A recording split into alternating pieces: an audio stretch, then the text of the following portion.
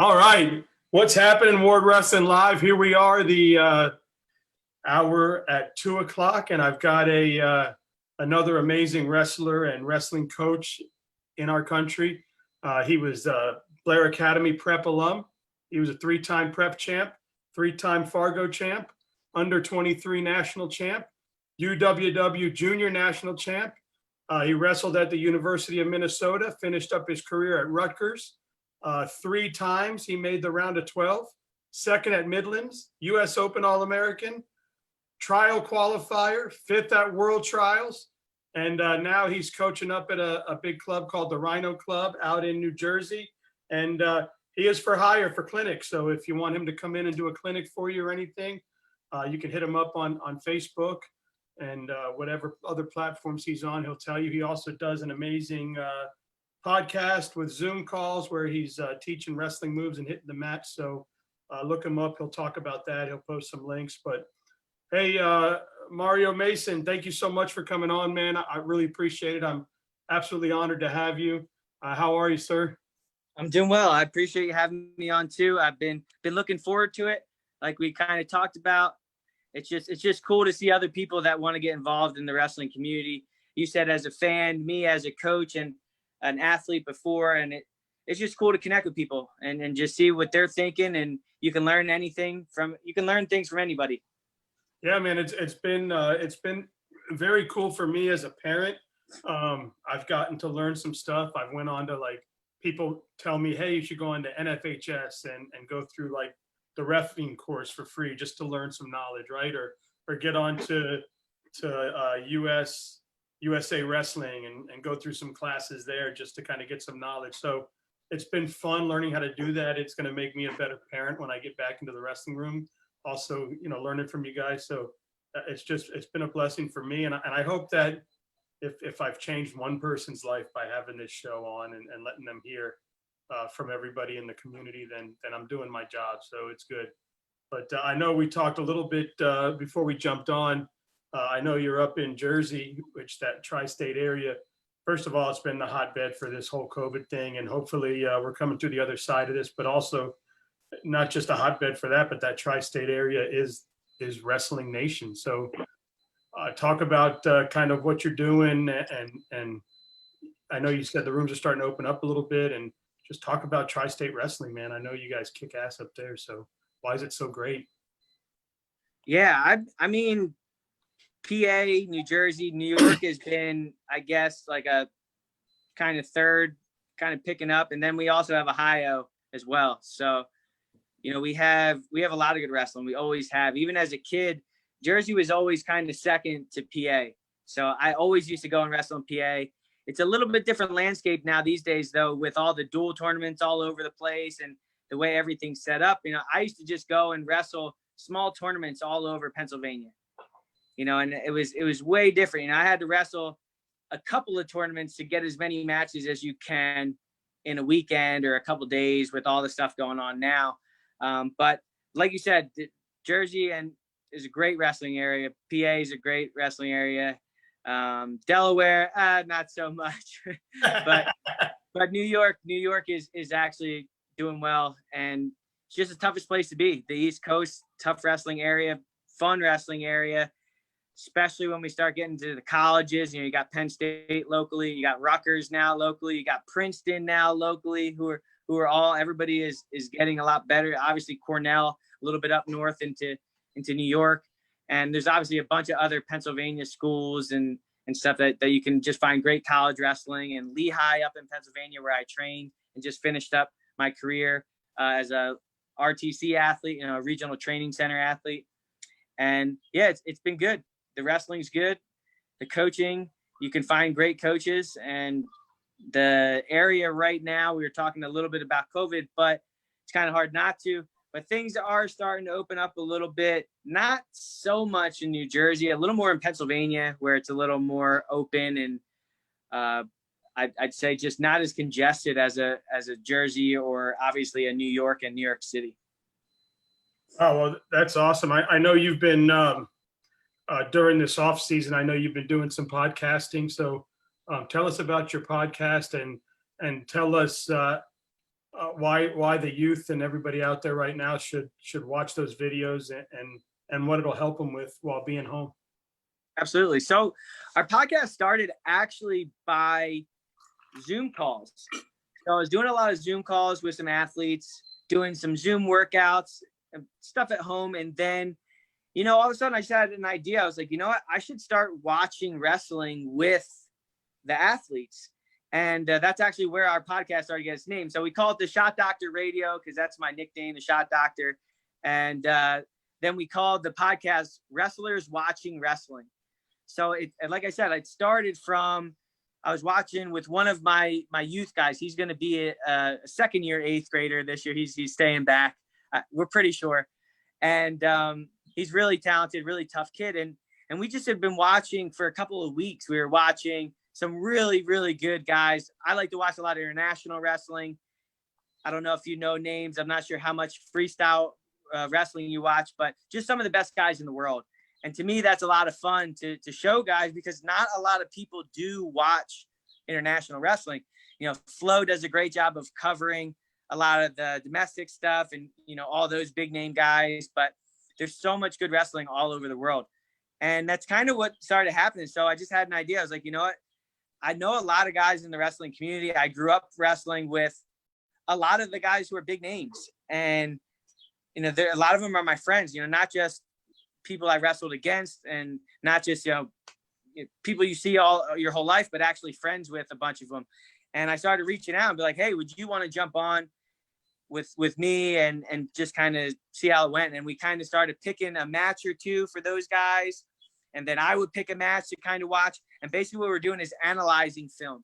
And we're analyzing their matches. So like, hey, you jumped on with me. You want to watch this match and that match. All right, we're going to watch those. And sometimes guys pick losses. Sometimes they pick wins. And we just kind of go through the breakdowns and what they're thinking in scenarios and how they react in certain scenarios.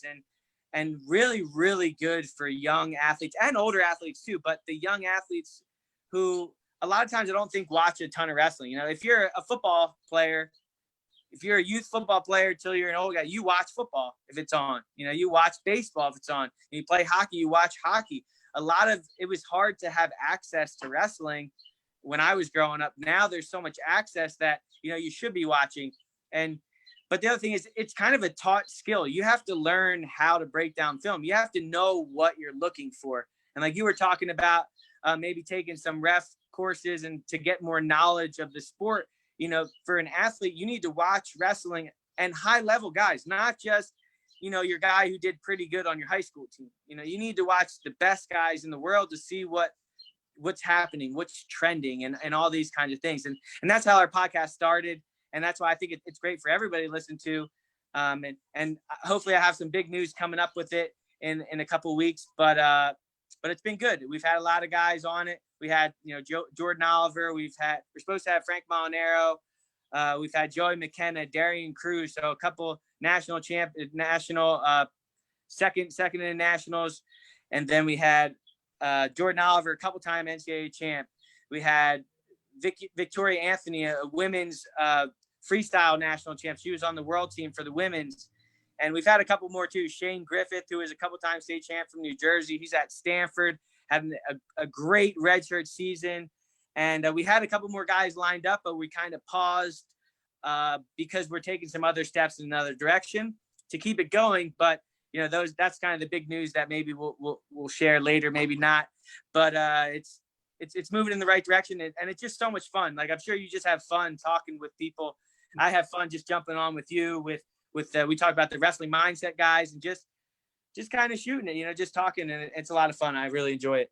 Yeah, it's been definitely a blessing for me. So, but correct me if I'm wrong. So if there's a kid in high school, like for example, my son, and I use a YouTube account to store all his matches from like day one, and he wants to have somebody at your level break it down. He could reach out to you, say, hey, can you break down my film with me? And he can come on. They put a match on, and you and whoever you have with you will break it down with him and tell him basically, hey, this is what you got to work on. This is what you need there. This is what you should have done. kind of just like you were in a room with him as a coach, right? Yeah. So the podcast originated with actually doing that with the high level wrestlers. So we're actually breaking down their film, but I also had that same idea where I was maybe going to bring on some of my young athletes as well. So it's funny that you brought that up, because I thought that would have been a really cool idea to bring on some of my young guys. And, you know, maybe we have on a Jordan Oliver, we have on a Victoria Anthony, or we have some of these guys that are coming on. We had a couple MMA fighters, and Tyrell Fortune, and I don't know if you know Ed Ruth from Penn State, who is one of the best college wrestlers ever, so we could do a little bit of both. And I started a virtual program where I was having some young guys, and these were kids from Jersey and New York, and they were sending me about 10 videos, and I was actually watching them on my own. And then I was giving them a summary and a breakdown of all the things I thought they could work moving forward.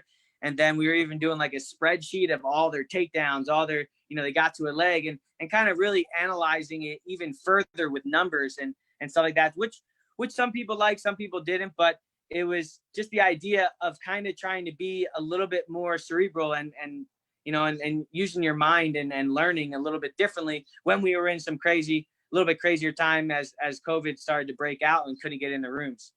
Yeah, that's awesome. And I think that's good for kids because, they have their coaches and they have, their club guys, but it's always good to have somebody that can do that for them. You could almost, you could set up 10, 15-minute sessions and kids can jump on with you guys. That's really cool. I have a question before I ask you. I got a coach out in the Northwest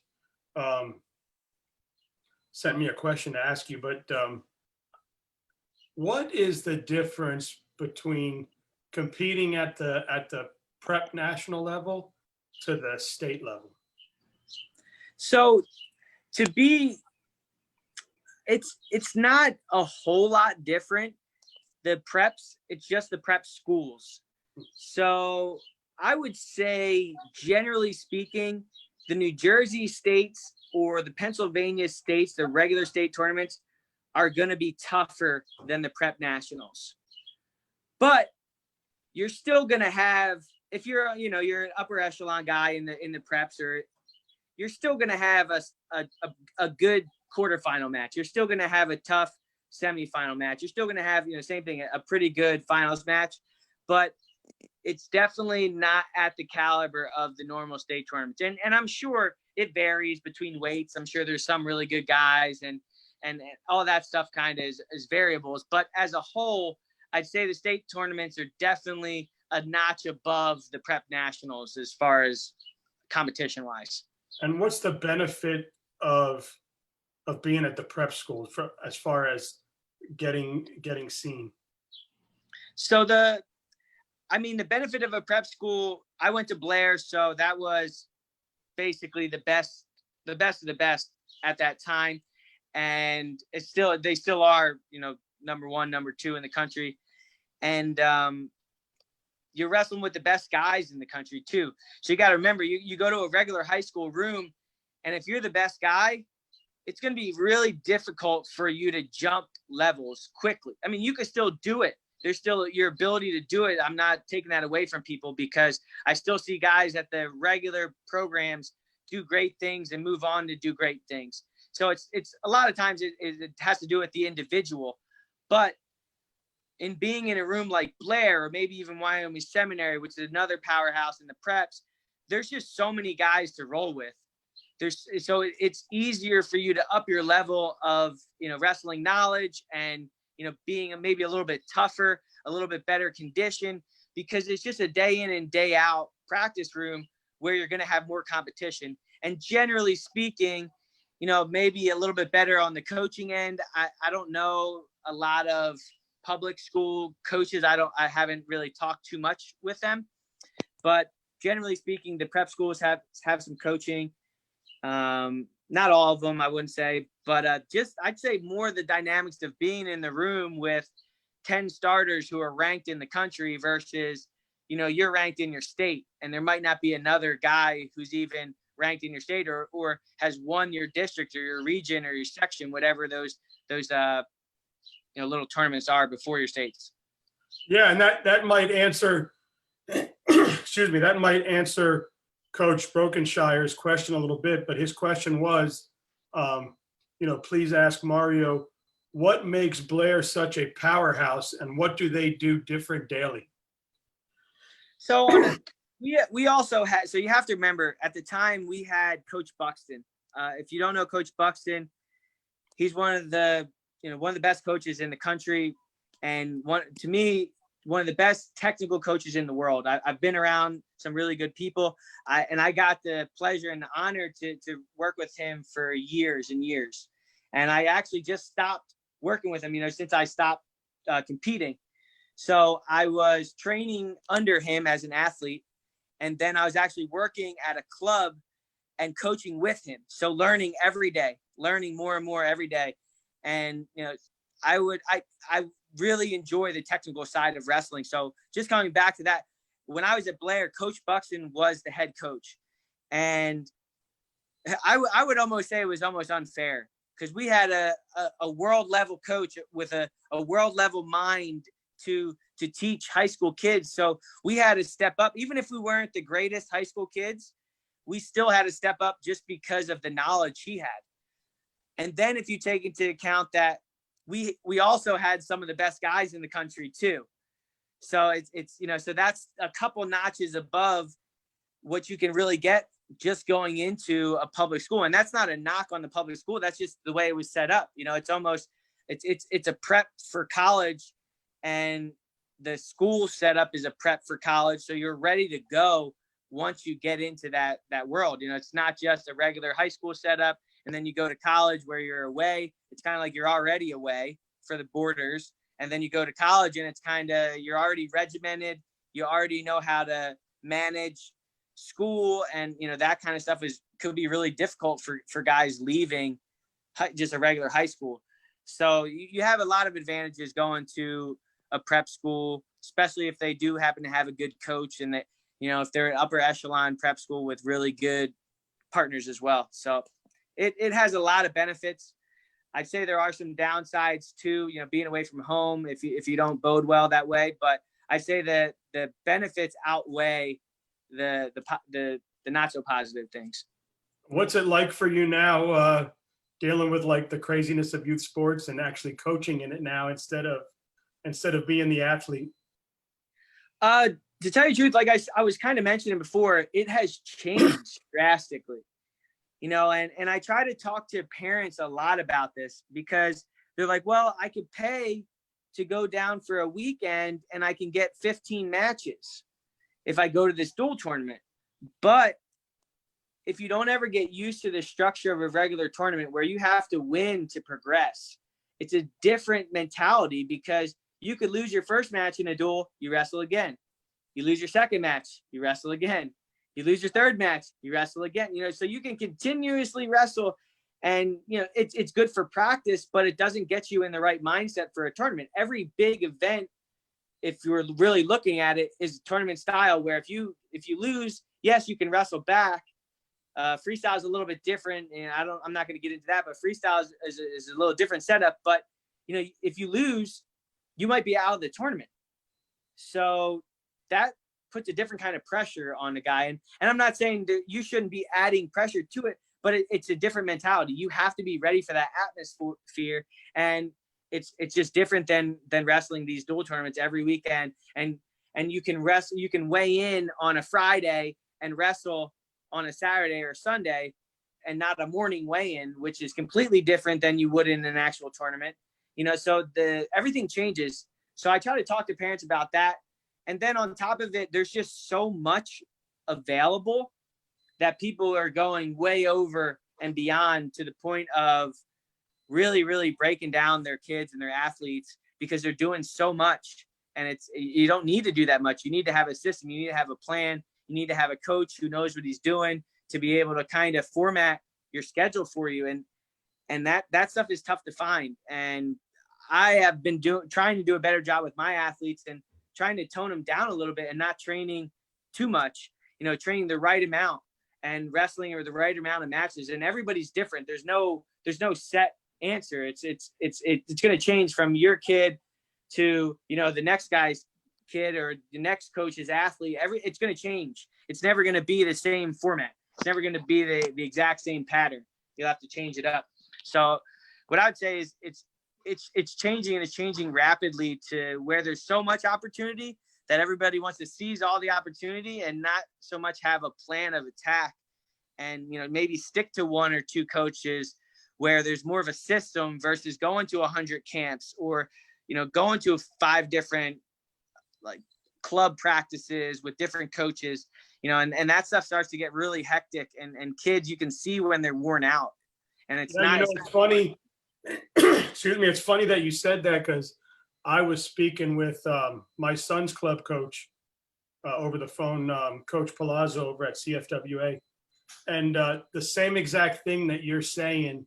He said to me, he said, people, instead of keeping their kid in one place with one coach and allowing that coach to grow them and stay focused, they think taking them to 10 or 15 different clubs at a time is helping them, but it's, you know, it may, but it may not, because you're being taught a certain way, and now you're being taught a certain way, and now you're being taught a certain way, and you're just confusing the kid. Yeah. Well, I would also say that I don't mind when guys go other places, because I know that they don't always have.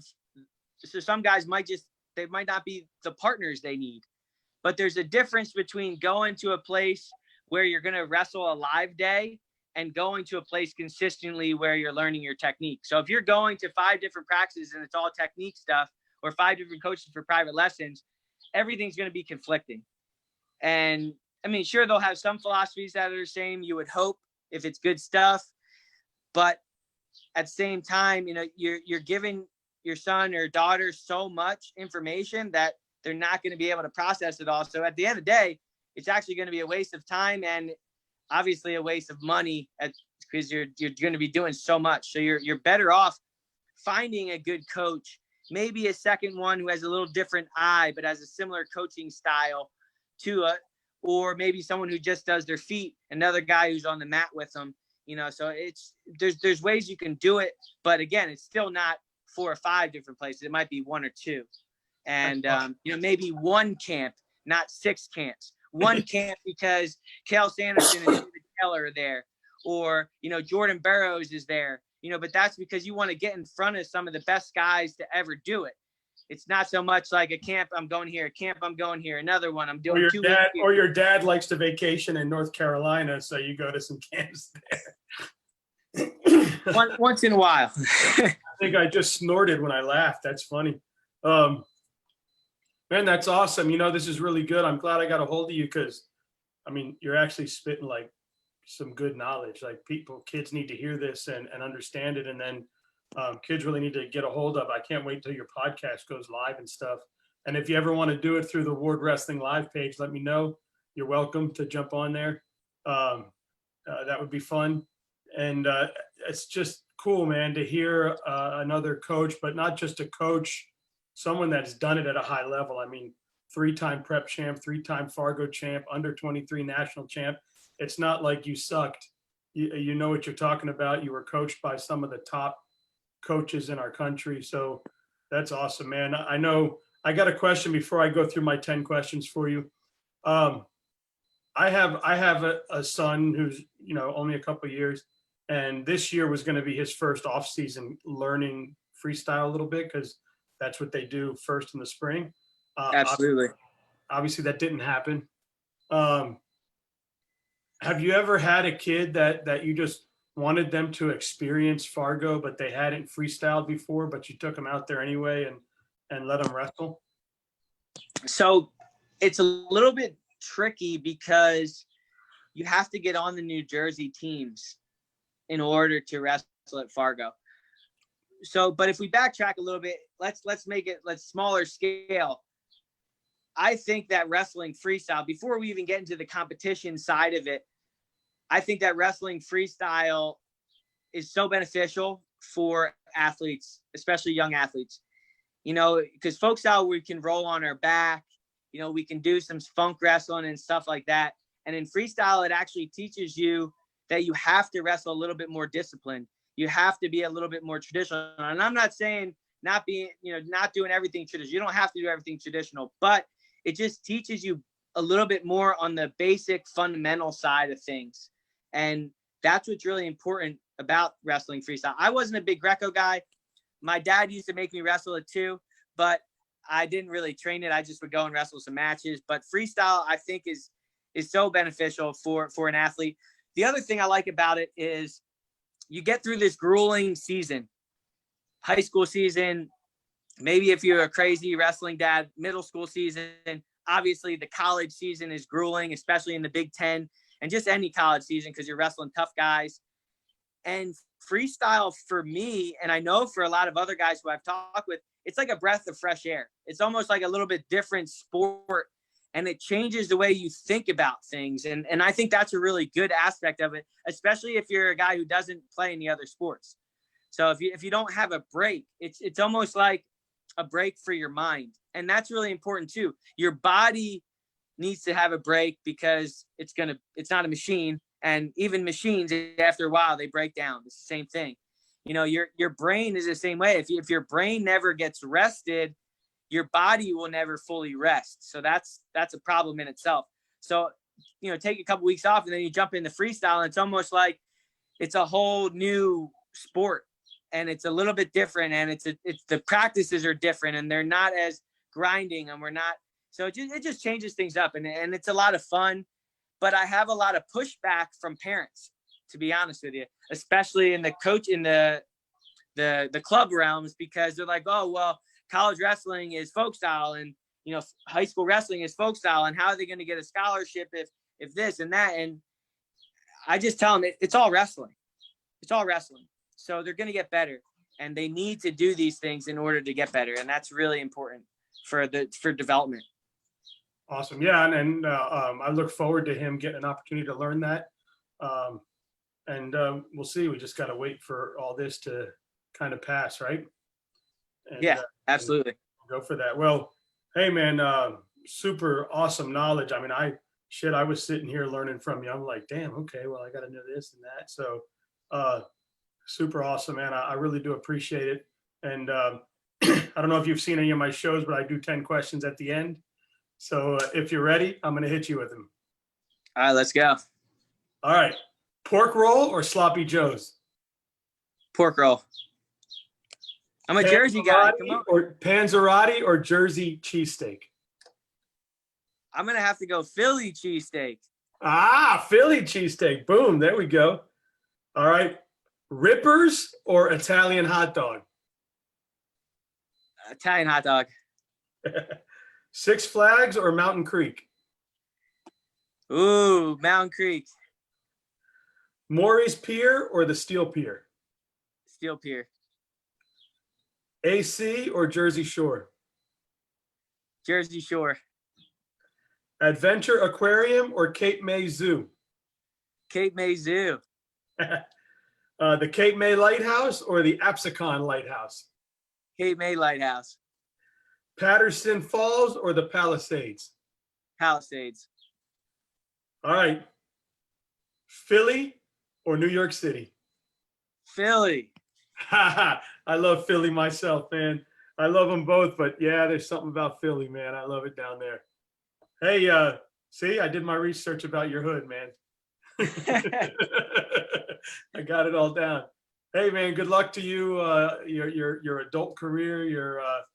I know you went through some injuries, and now you're teaching the youth, and God bless you for that. And I'm sure you're going to create a lot of good young men that go off and do big things. So anytime you want to shoot it with me, I'm more than happy to jump on with you. And like I said, feel free to run stuff through my group, any of your podcasts or anything. It's all good stuff for people to see. So that's what I want this to be about. Cool. Yeah, I appreciate you having me on. And now I would love if you send me some of your son's matches too. Check them out. Send you some stuff that I'm thinking about. Just, appreciate you having me on. So we could definitely link up after. But yeah, it's been fun.